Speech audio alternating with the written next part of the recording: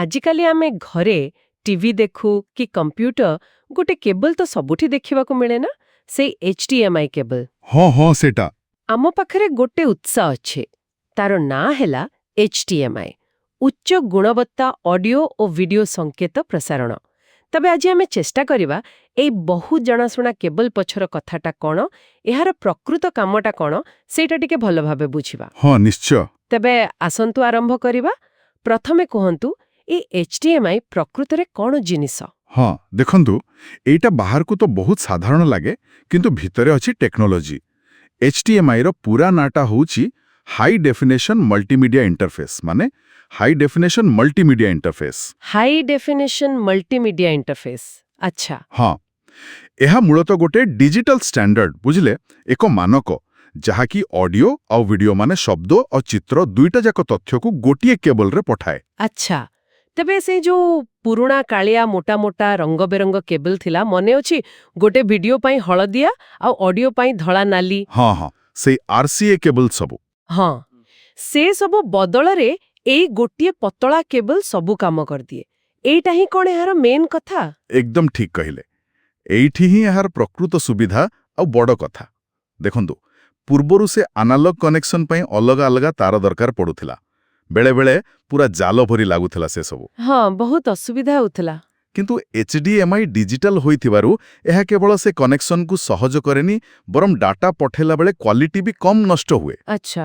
ହଁ, କାରଣ digital signal ତ ସେ ଆନାଲଗ ଭଳି ଏଥିରେ ସହଜରେ ଡିଷ୍ଟର୍ସନ, ମାନେ ସେ ଚିତ୍ରରେ କି ଶବ୍ଦରେ ଯୋଉ ଗୋଳମାଳିଆ ଭାବ ଆସେ ସେଟା କମ୍ ଆସେ।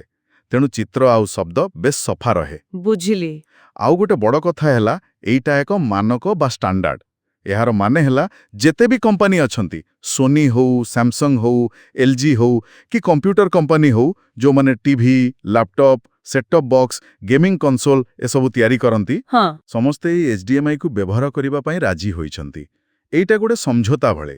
ଏଇଥିପାଇଁ ଗୋଟେ କମ୍ପାନୀର ଡିଭାଇସ୍ ଆଉ ଗୋଟେ କମ୍ପାନୀର ଡିଭାଇସ୍ ସହିତ ବିନା ଅସୁବିଧାରେ କାମ କରେ। ଓହୋ, ବୁଝିଲି ଏବେ। ସେଥିପାଇଁ ଆମେ ଯେକୌଣସି ଲ୍ୟାପଟପକୁ ଯେକୌଣସି ଟିଭି ସହ ଯୋଡ଼ି ପାରୁଛେ। ତବେ ଆମ ଉତ୍ସର ନାଁରେ ସେଇ ଉଚ୍ଚ ଗୁଣବତ୍ତା ବା ହାଇ କ୍ୱାଲିଟି କଥାଟା ଅଛି। HDMI କେମିତି ଏତେ ଭଲ କ୍ୱାଲିଟି ଦେଇପାରେ? ଆଉ କ'ଣ ସବୁ HDMI କେବୁଲ ଏକା ଭଳିଆ? ହଁ, ଏଇଟା ଗୋଟେ ଭଲ ପ୍ରଶ୍ନ ପଚାରିଲେ। ଦେଖନ୍ତୁ, ଉଚ୍ଚ ଗୁଣବତ୍ତାର ମାନେ ହେଲା HDMI ବହୁତ ବେଶୀ ରେଜଲ୍ୟୁସନର ଭିଡିଓ ପଠାଇ ପାରିବ। ଯେମିତି ଆଗରୁ ଥିଲା ଫୁଲ୍ HD 1080p, ଏବେ ତ 4K ଆସିଗଲାଣି, 8K ବି ଆସୁଛି। ହଁ। ଆଉ ସେମିତି ମଲ୍ଟି ଚ୍ୟାନେଲ ଅଡିଓ, ମାନେ ଯେମିତି ସିନେମା ହଲ୍ରେ ଶୁଭେ, ସେ ଡଲ୍ବି ଡିଜିଟାଲ କି DTS ସରାଉଣ୍ଡ ସାଉଣ୍ଡ, ସେ ସବୁ ବି ଏଇ ଗୋଟିଏ କେବୁଲରେ ଯାଇପାରେ। ବାଃ। ହଁ, କାରଣ ଏହା ପୁରୁଣା କେବୁଲ ତୁଳନାରେ ବହୁତ ଅଧିକ ଡାଟା ବା ତଥ୍ୟ ବୋହି ନେଇପାରେ। ସେଇଥିପାଇଁ ତ ଆମକୁ ଘରେ ବି ସେ ହଲ୍ ଭଳି ଅନୁଭୂତି ମିଳିପାରୁଛି। କିନ୍ତୁ ଆପଣ ଯାହା ପଚାରିଲେ, ସବୁ HDMI କେବୁଲ କି ପୋର୍ଟ ପୁରା ସମାନ ନୁହେଁ। ଆଚ୍ଛା। ହଁ, ସମୟ ସହିତ HDMIର ନୂଆ ନୂଆ ଭର୍ସନ ବା ସଂସ୍କରଣ ଆସିଛି।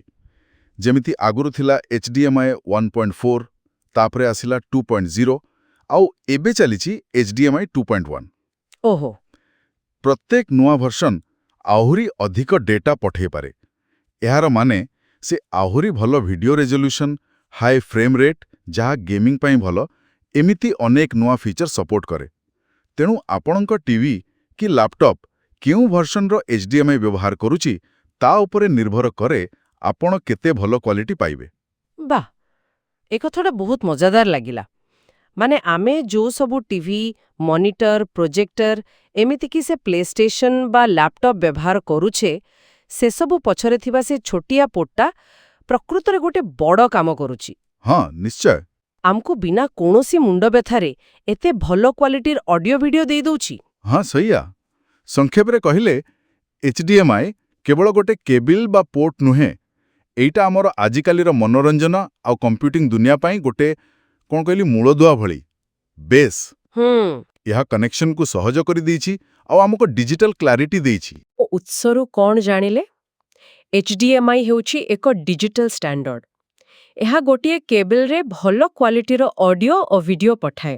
ହଁ, ପୁରୁଣା ସେ ଜଟିଳ କେବଲ ବ୍ୟବସ୍ଥାକୁ ବହୁତ ସରଳ କରିଦେଇଛି। ଆଉ ସବୁଠୁ ବଡ଼ କଥା, ଅଲଗା ଅଲଗା କମ୍ପାନୀର ଡିଭାଇସ୍ ଭିତରେ ବି କାମ କରିବାର ସୁବିଧା ଦେଇଛି। ଏକଦମ। ଆଉ ଏଇଠି ଗୋଟେ କଥା ଭାବିବାର ଅଛି। ଆମେ କେବେ ଭାବିଛେ ଯେ ଆମ ଚାରିପାଖରେ ଥିବା ଏତେ ସବୁ ଜରୁରୀ ଜିନିଷ ଟିଭିଠୁ ଆରମ୍ଭ କରି ଗେମିଂ କନସୋଲ ପର୍ଯ୍ୟନ୍ତ କେମିତି ଏଇ ଗୋଟିଏ ଛୋଟ ଷ୍ଟାଣ୍ଡାର୍ଡ ଉପରେ ଏତେ ନିର୍ଭର କରନ୍ତି? ହଁ, ଏ କଥା ତ କେବେ ମୁଣ୍ଡକୁ ଆସିନଥିଲା। ଏହି ଟେକ୍ନୋଲୋଜି ଆମ ଦୈନନ୍ଦିନ ଜୀବନକୁ କେତେ ଚୁପଚାପ ଭାବରେ ପ୍ରଭାବିତ କରୁଛି, କେତେ ସହଜ କରିଦେଇଛି, ସେ ବିଷୟରେ ଟିକେ ଭାବିବା କଥା ନା?